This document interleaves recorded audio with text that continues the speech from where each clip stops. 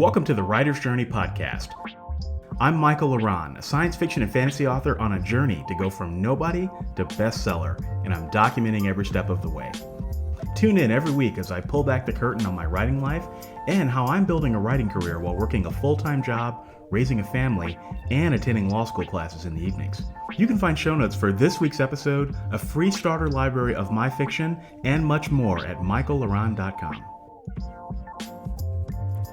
Hello and welcome to episode 155. 155 is a good number, and this week I've titled the name of the episode New Week, New Challenge, because you guys know that when I get restless, I start doing challenges, and this challenge may be my most insane challenge yet. If I have your attention, keep listening. Quick announcements. First things first, I have a new book, and that book is Indie Author Confidential Volume 4, Secrets No One Will Tell You About Being a Writer. And this book is, like I said, Volume 4 in the series, first volume for 2021. And I cover a lot of things in this book, namely, before we even talk about that, this book is the Writer's Journey book. So this is, it recaps a lot of the segments that I have on this show. So I break it into the different strategic sections of my business. So it's the how to become a world-class content creator, world-class marketer, tech-driven writer, data-driven writer, writer of the future. And every week I try to learn something new in each of those areas. And I talk about those learnings in this book. So in many ways, it is behind the scenes, even deeper than what I go into on the Writer's Journey. And you can get your copy as well as the rest of the copies in the series if you didn't know that I have a Writer's Journey book series at authorlevelup.com/confidential. That's authorlevelup.com/confidential. Now, next announcement for folks who like to come to my writing power hours. We're coming up on the first weekend in March. Saturday, March 6th will be my next writing power hour at 10 a.m. Central Standard Time. So if you can join me, feel free to come on in. We'll shoot the breeze, get some writing done. I'll answer some self-publishing questions, any questions that folks have. I always make sure I stay on until everybody gets their questions answered, and I think we're going to have a great time. So link is in the show notes. Now, win for the week. I got a pretty big win for the week. This win is the fact that I finished book number 55. So I finished writing 250 plus writing tips, volume 2, which is the writing tip of the day book. So I have another podcast, sister podcast called Writing Tip of the Day, where I give a crisp writing tip in 5 minutes per day, every Monday through Friday. And I have gathered all of those tips into an annual book series. And so volume 2 is done, and I need to go back through and edit it. But for the most part, I implemented my new editing engine into this about halfway through. So a lot of the editing, a lot of the little stuff is kind of not an issue. It's just I need to go back through it one more time and just check if I need to add additional sections and remove things, so on and so forth. So I'm glad to get that done. My goal by the end of the year is to have at least written and hopefully published 64 books by December 31st. So and that's total books. That's not 64 books this year. Sometimes I say that and people are like, oh my God, you're going to write 64 books this year? No, I would probably die if I did that.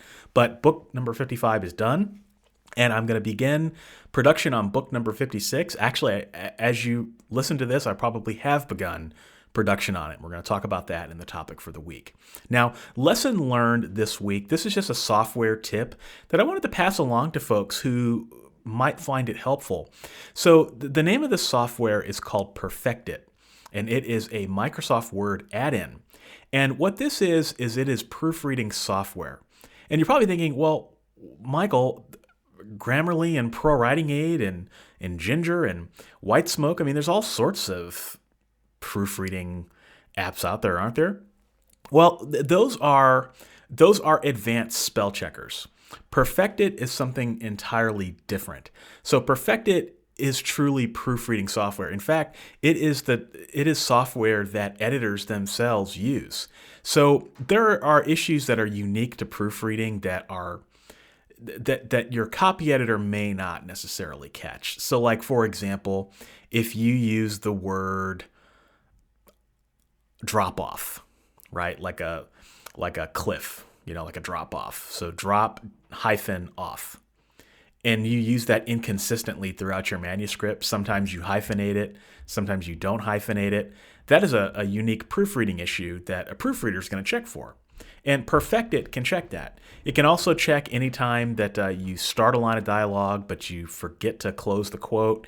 It can check for parentheses that you accidentally missed, where you start a sentence with the parentheses, but you don't leave the parentheses. Brackets. It can check for little things like spacing issues. It can check for any time you've introduced an abbreviation or an acronym, but you didn't introduce it. I mean, these are all very unique proofreading issues. And PerfectIt is a class totally in and of itself. So it'll catch things that Grammarly and ProWriting Aid will not catch, particularly with hyphenation. And I downloaded a trial last week, and I was testing it out and I absolutely love it. I think it's fantastic. I bought it on day one. So I would highly recommend that you guys check it out as well, because I think that it can help you with your editing. And if anything, it can help you keep things more consistent.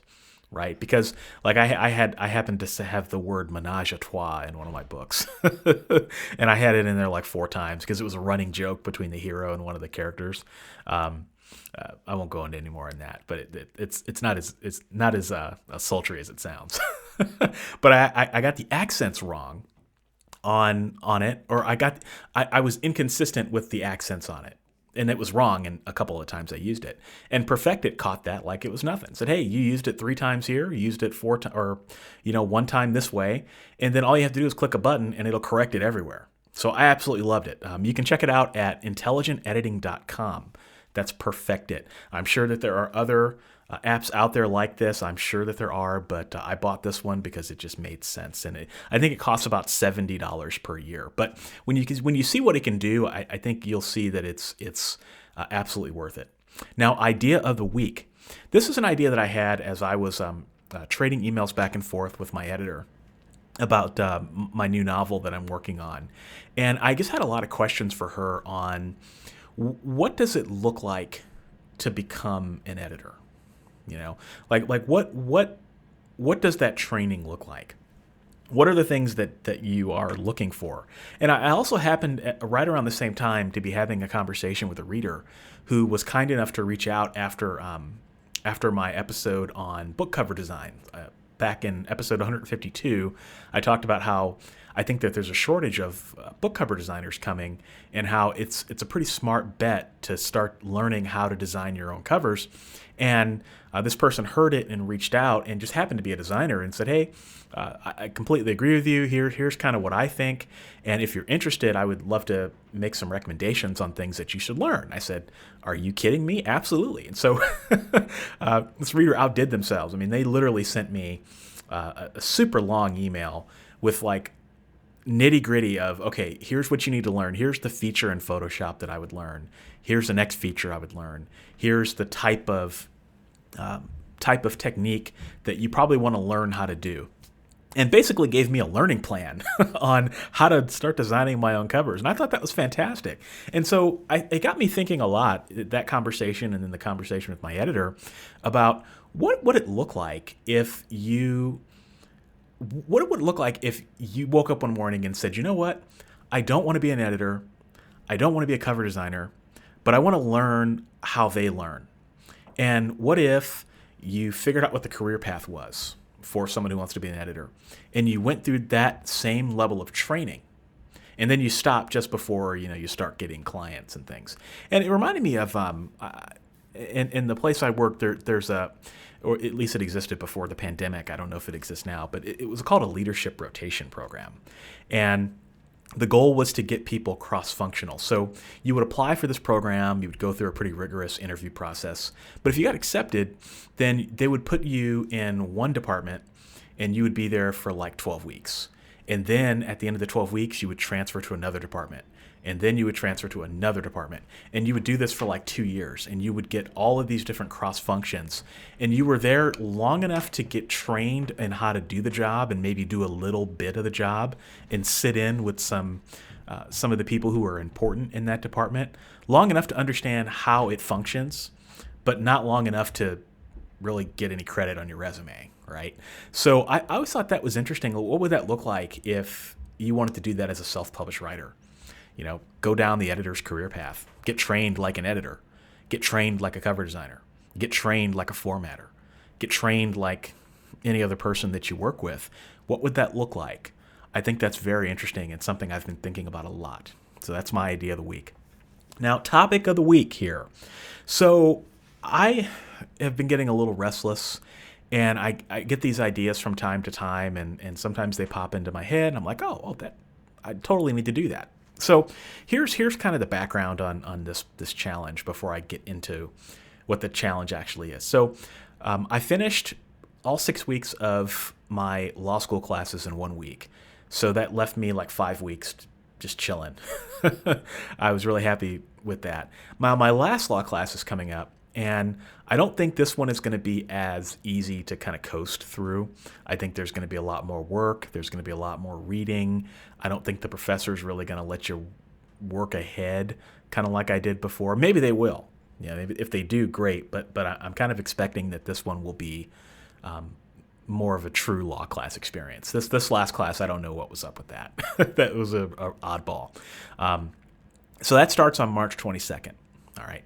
And as I record this, it is March 21st. All right.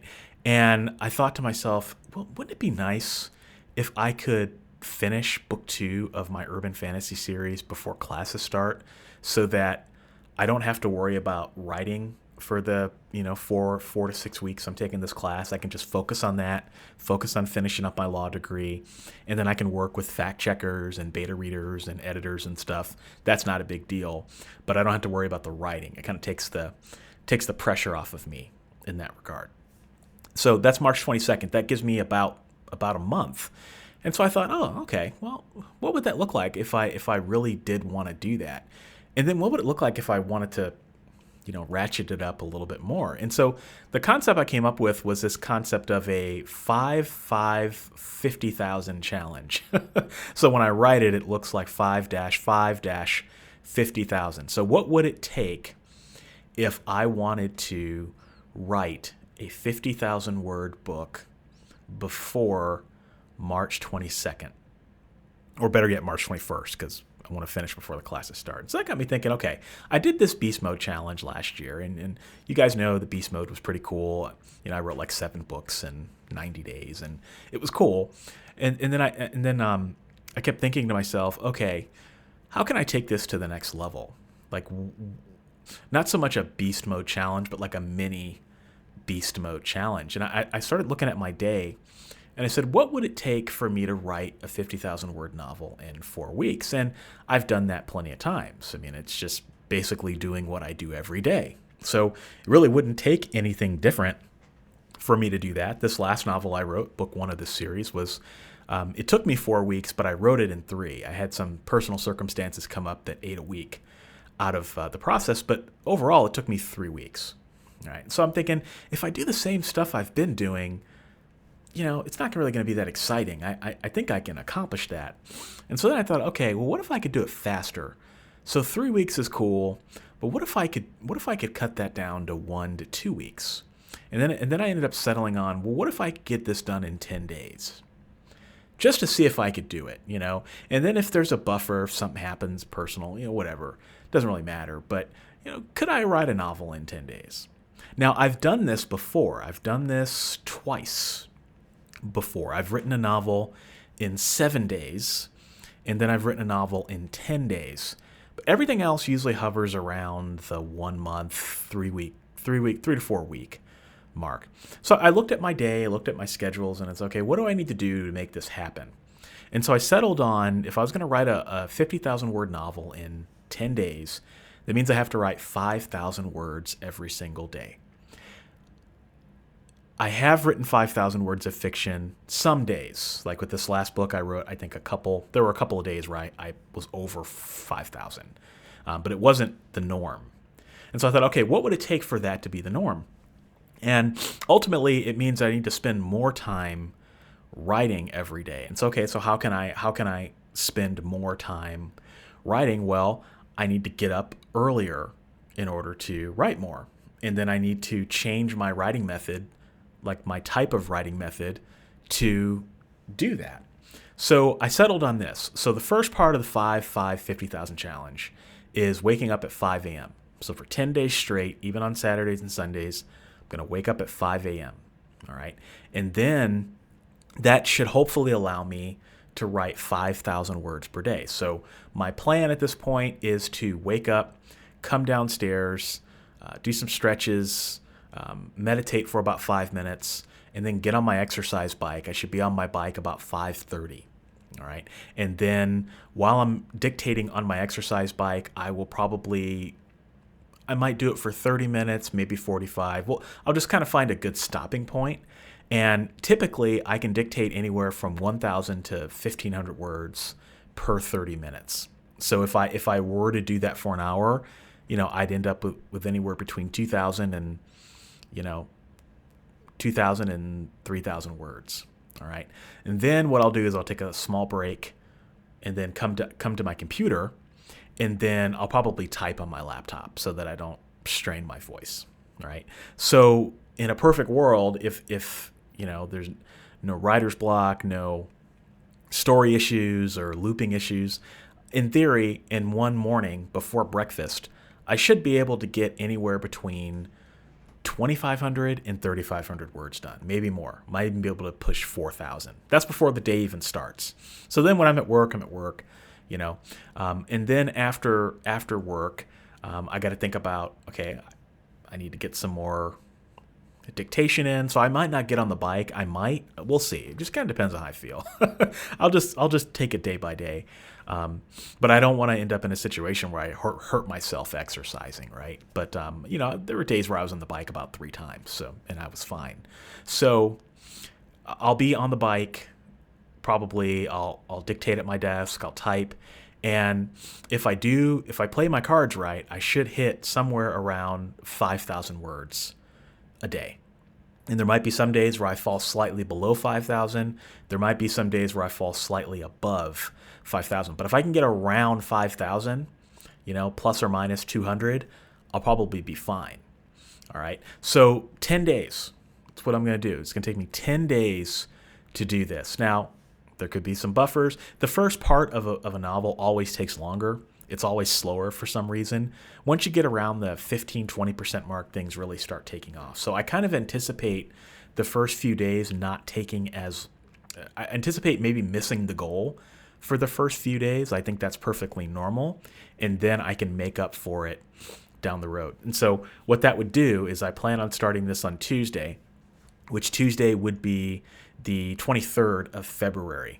So in a perfect world, I would be done. I don't know what that is. I don't know if this is a leap year or not, but it would be like the first couple of days in March. I'm not going to look at a calendar. You know where I'm going with this, but it'd be like the first week in March, I would have book 2 done. All right. And then maybe, if this works really well, I'll take a couple of days break and I might start on book 3. I don't know. We'll see. Usually I say stuff like that and it doesn't always happen. But the 50,000 challenge is a thing. And, the reason I want to do this is because as I think about my career long term, I think about seasoned pros, a lot of the pulp writers and a lot of the really fast self-published writers, they can get out a novel in 10 days or less. 3 weeks is blazing fast by any stretch of the imagination. That already puts me in the upper echelon of fast writers. But if you want to be part of the Olympics of writing and writing fast, but also writing well, you guys know I don't believe in writing sloppy. 10 days is kind of where you want to be. And I think if you got to around 1 day or 2 days, writing a novel in 1 or 2 days, I think your fingers would fall off. But ultimately, I want to find out how fast I can be. How fast can I go? and still produce a manuscript that is at the same level of quality that my readers expect? What does that look like? I don't know. So I have to do a few things to get ready for this as I record this. So first thing is recording the writer's journey. So I'm recording this episode, but I've got to give myself enough buffer for 10 days. All right, so I'm going to record the writer's journey, and then what I'm going to do next week is I will have probably a pre-recorded week. I'll talk about my win for the week and ideas and all that stuff, but then I might do a replay just to save myself some time, because when I do the writer's journey, it usually takes me a little bit of time. So if you hear a repeat next week, just know that it's because I'm doing my mini beast mode. I'm doing my challenge, and then I'll come on the week after that and talk about how it went. And then I also need to do a YouTube shoot, because I got to get videos to my editor so I don't have to worry about doing a YouTube shoot, because that'll eat up an entire evening and that will destroy my word counts for the day. So I got to get that taken care of.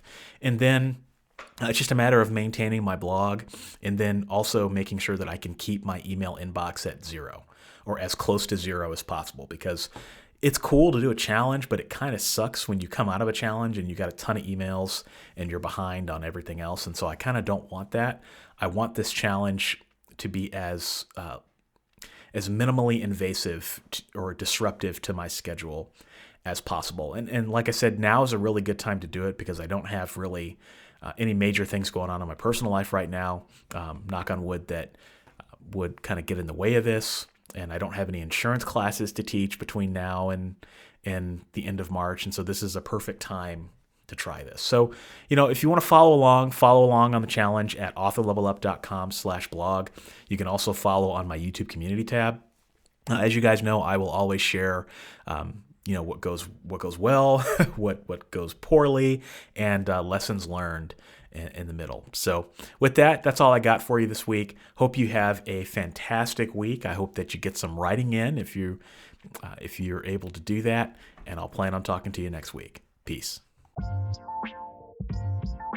Thanks for joining me this week. If you enjoyed this episode, you'll enjoy my backlist episodes at michaelaran.com/podcast. For your free starter library of my favorite novels, join my fan club by visiting michaelaran.com/fanclub. If you're a writer and want to connect with me further, check out my YouTube channel, Author Level Up, for helpful writing advice at authorlevelup.com. Thanks for listening, and I'll be back next week.